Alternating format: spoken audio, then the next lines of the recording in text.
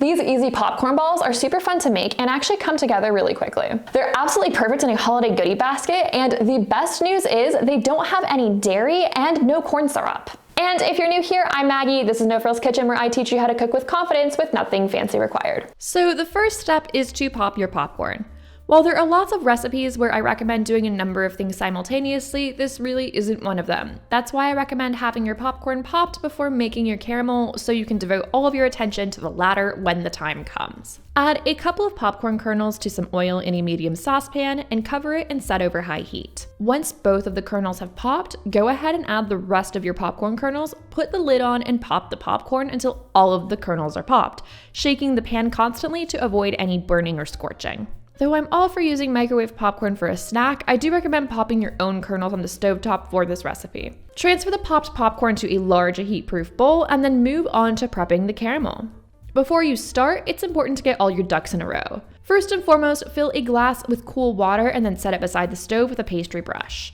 Also, line a baking sheet with parchment paper and add some unsweetened desiccated coconut to a shallow dish. Once you've done this, add some caster sugar to a small saucepan along with a little bit of water. Also sometimes known as superfine sugar, I recommend using caster sugar here because its smaller granules allow it to dissolve more quickly and easily when compared to regular granulated sugar. However, it's not absolutely necessary, and you can absolutely use granulated sugar if that's all you have. Right now is the most important step in this entire recipe though, and that is dissolving the sugar. Put the saucepan over medium heat and stir constantly in order to dissolve the sugar. It is imperative that the sugar is completely dissolved before you allow the mixture to come to a boil. So if you're a bit concerned about the mixture getting too hot too quickly before the sugar is dissolved, then go ahead and periodically take it off the heat if needed. It can be a bit hard to gauge sometimes if the sugar is dissolved or not, so you can just feel on your spatula if it's still grainy or if the mixture is smooth. Just be careful as the mixture may be hot.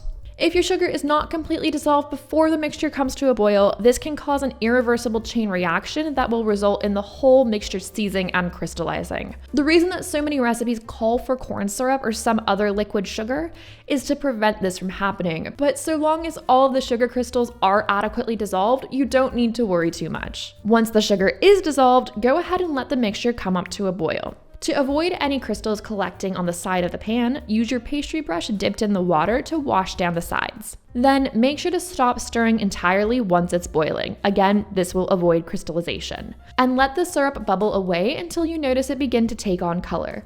This will take about 10 to 15 minutes.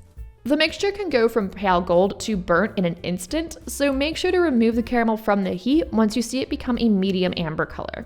Once you've reached this stage, add a bit of salt and some coconut oil and stir it in. Careful here as the mixture will foam and sputter a bit, and it is very, very hot. Once the coconut oil and salt are incorporated, go ahead and pour it over your popped popcorn. Use a heat-proof spatula to ensure that all of the popcorn is evenly coated in the caramel and allow the mixture to cool for a couple of minutes. In the meantime, put on a double layer of food-safe gloves to prevent burns. Note that the mixture is lava hot, so make sure to use caution when handling it. Then, using your gloved hands, grab a handful of the caramel popcorn and compact it into a ball shape with your hands. Then, roll the balls in the desiccated coconut and then set on the parchment-lined baking sheet to cool and set completely. Repeat this with the remainder of your popcorn mixture and let the balls sit until they're completely cooled and set. This won't take too long. And if you liked this recipe, make sure to hit the subscribe button so you don't miss my next videos. Enjoy!